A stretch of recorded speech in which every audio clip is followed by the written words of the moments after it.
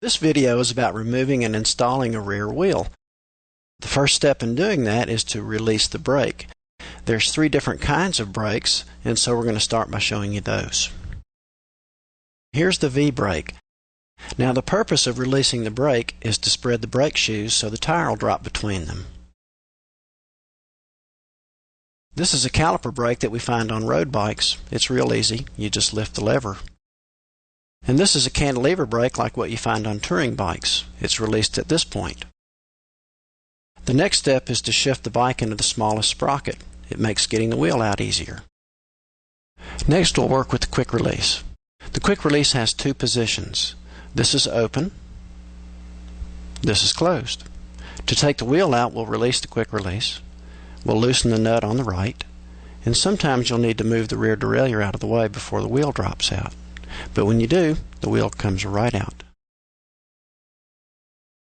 So now we'll show you how to reinstall the wheel, and it's actually easier than you might think. You simply take this top chain and put it on the top of the smallest sprocket, then lift the wheel into the dropouts. The rear derailleur will take care of itself.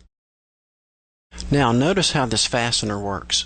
When we flip it over, it moves about 1/4 of an inch. But we have to get it within range by tightening the nut on the other side before it will close tightly enough.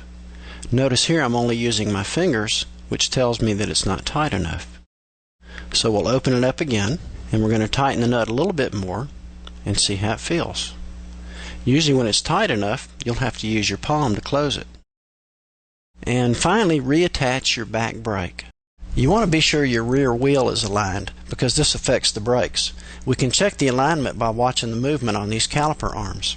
You'll notice the right one has a lot more movement on it than the left one does. That tells us that your left brake pad's probably dragging. So to fix this, we'll release the wheel, recenter, refasten the quick release, and check the brake alignment again.